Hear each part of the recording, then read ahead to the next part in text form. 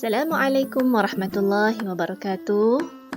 Baiklah, pada hari ini kita akan teruskan lagi dengan mata pelajaran Pendidikan Islam tahun 3 dalam bidang adab unit 3 di bawah tajuk Mari bersyukur. Alhamdulillah. Pengertian syukur ialah berterima kasih kepada Allah Subhanahu Wa Taala dengan menggunakan nikmat Allah Subhanahu Wa Taala sesuai dengan kehendaknya.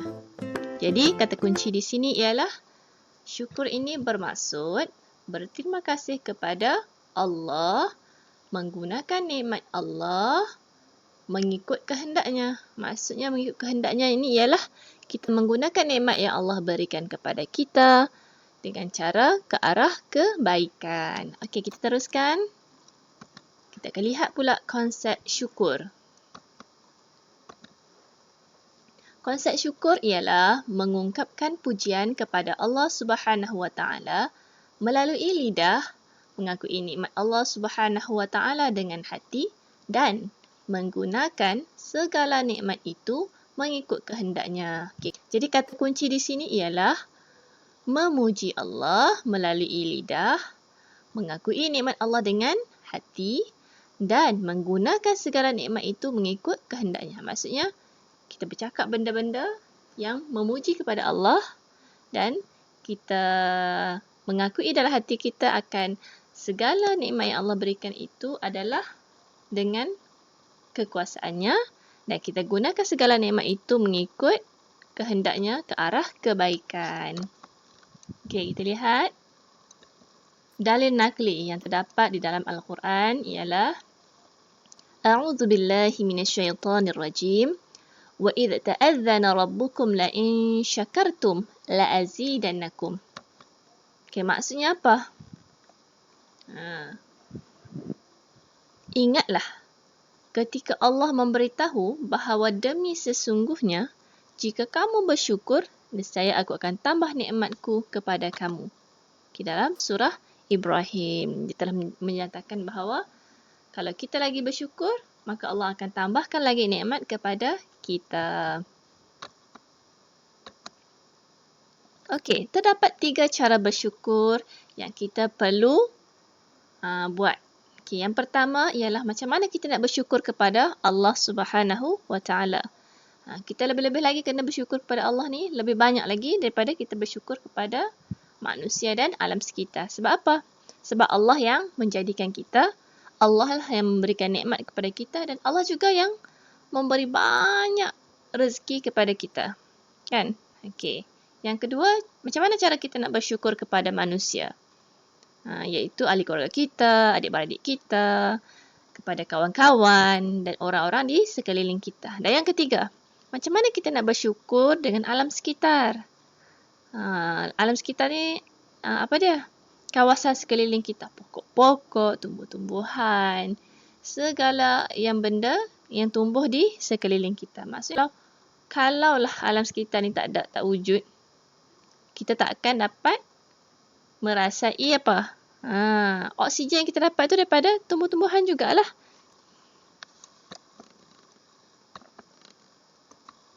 Okey, kita tengok cara bersyukur kepada Allah yang pertama. Membaca Al-Quran. Banyak-banyakkan membaca Al-Quran setiap hari. Biar sedikit tapi istiqamah, iaitu berterusan. Okey? Bila kita dapat baca Quran, itu tanda kita bersyukur kepada Allah. Di samping kita dapat pahala. Yang kedua, macam mana kita nak bersyukur kepada Allah ialah dengan solat fardu sebanyak 5 waktu sehari semalam. Mula dengan waktu subuh, zuhur, asar, maghrib dan isyak.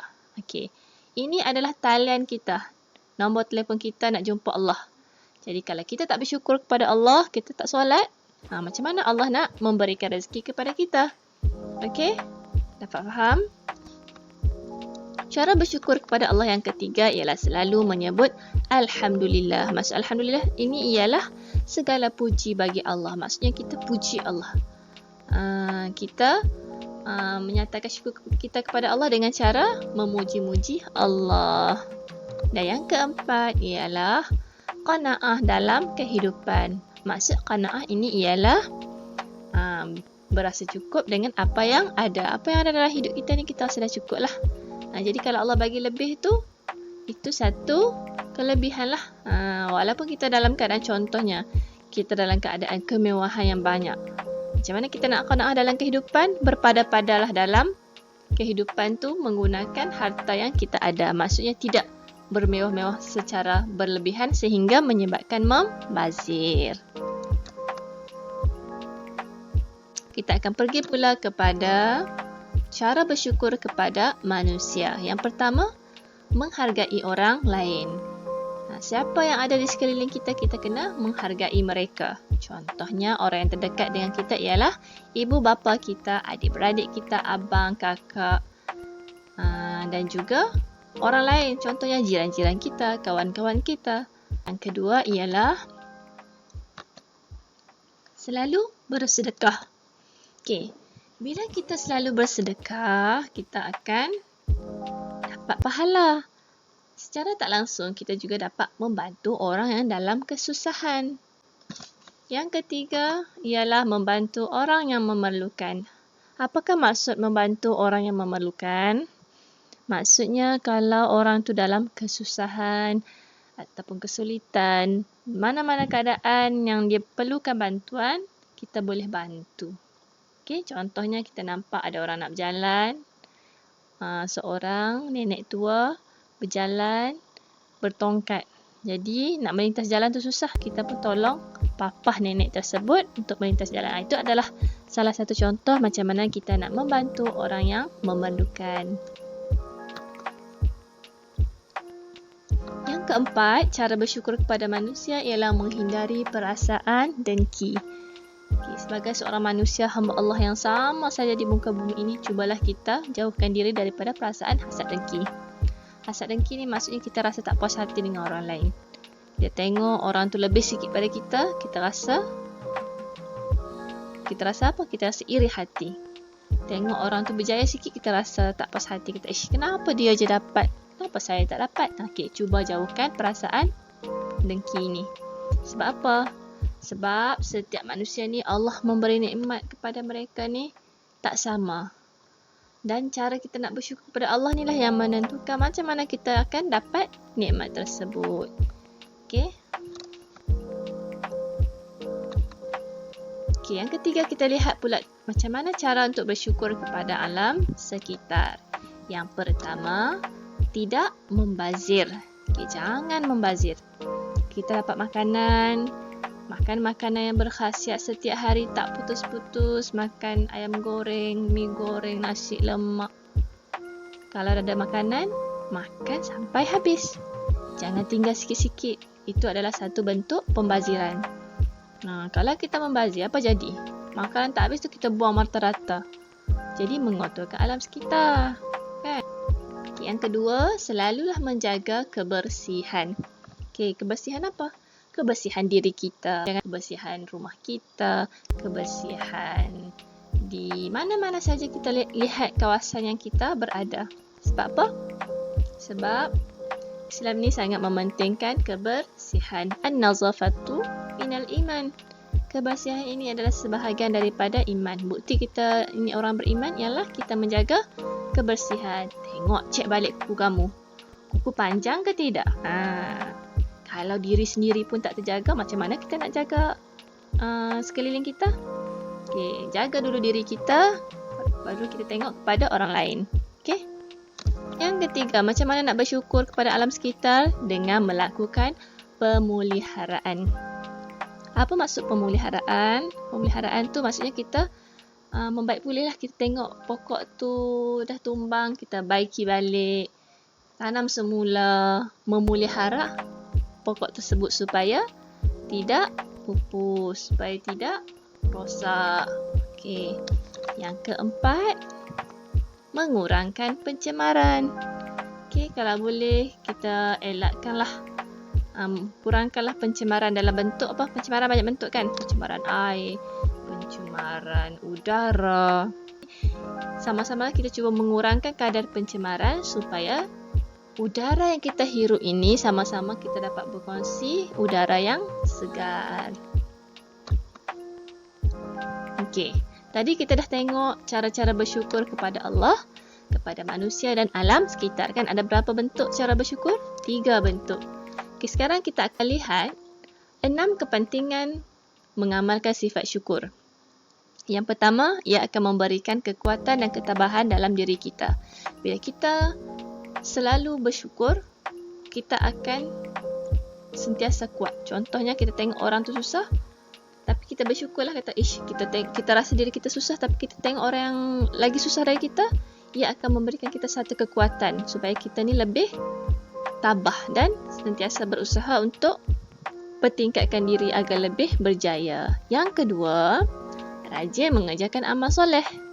Banyakkan solat sunat, banyakkan membaca Al-Quran, banyakkan berzikir, banyakkan selawat, banyakkan ucap Alhamdulillah. Sesuatu perkara yang kita buat berterusan, ia akan menjadi satu kebiasaan. Yang ketiga, tidak lalai dengan kemewahan.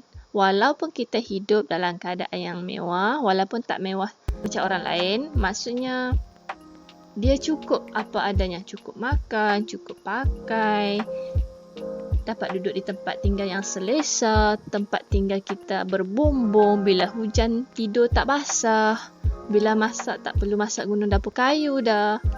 Nak makan apa sekejap saja mak masak dah siap. Itu maksud kita mudahlah tu, dalam keadaan yang baiklah, walaupun tidaklah terlampau mewah. Yang pasti kita tak boleh lalai. Jangan lalai dalam kemewahan. Okey, bukan saja dalam keadaan kemewahan, dalam keadaan sederhana pun cuba untuk kita sentiasa ingat Allah. Jangan lalai daripada mengingati Allah. Okey, yang keempat ialah diredai Allah dalam kehidupan. Bila kita amalkan sifat syukur, Allah akan redha dalam kehidupan kita. Dan perkara yang kelima, apa kepentingan kalau kita bersifat syukur? Kita akan digandakan nikmat oleh Allah Subhanahu Wa Taala. Contohnya, kita sedekah kepada orang lain, nanti tak lama lagi, insya-Allah Allah akan bagi kita nikmat lain dalam bentuk yang kita tak sangka-sangka. Mungkin orang akan bagi lebih lagi kepada kita. Dan yang keenam, sifat syukur adalah bukti kita menghargai nikmat Allah. Itu adalah satu bukti. Apa buktinya? Mulut kita, lidah kita. Lidah kita adalah bukti di akhirat nanti bahawa kita ini bersyukur kepada Allah bila kita selalu sebut dan ucap Alhamdulillah. Tangan kita ini adalah bukti kita menghargai nikmat Allah bila kita selalu bersedekah kepada orang lain. Kota badan kita akan berkata-kata di akhirat nanti sebagai bukti bahawa kita ini pernah menghargai nikmat Allah semasa kita masih hidup. Okey, cuba kita lihat gambar kartun ni.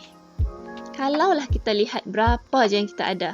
Okey, macam yang ada budak perempuan ni cakap, "Lah, ini aja ke yang ada? Sikitnya. Mana cukup ni?" Dia tengok nasi, ada kicap, ada telur rebus, dia rasa tak cukup. Itu kalau kita tengok macam tu, maksudnya kita tak bersyukur lah. Tapi, orang yang bersyukur ini ialah kalau dia lihat siapa yang memberi. Contohnya dia akan cakap, Alhamdulillah, syukur ya Allah di atas rezeki yang diberikan kepadaku. Maksudnya walaupun lauk yang sederhana, tapi dia tetap bersyukur. Sebab apa? Sebab Allah masih memberikan dia rezeki untuk makan. Bila dia makan, dia kenyang, dia dapat tidur dengan selesa. Cukuplah sekadar alas perut. Cuba bayangkan orang susah yang langsung tak ada makanan, yang langsung tak ada nasi. Jadi ini adalah salah satu contoh cara kita bersyukur kepada Allah Ta'ala. Jadi saya rasa setakat itu saja tajuk kita pada hari ini. Semoga kita menjadi insan yang bersyukur dan diredai Allah. InsyaAllah mudah-mudahan. Sekian. Wabillahi taufiq wal hidayah. Assalamualaikum warahmatullahi wabarakatuh.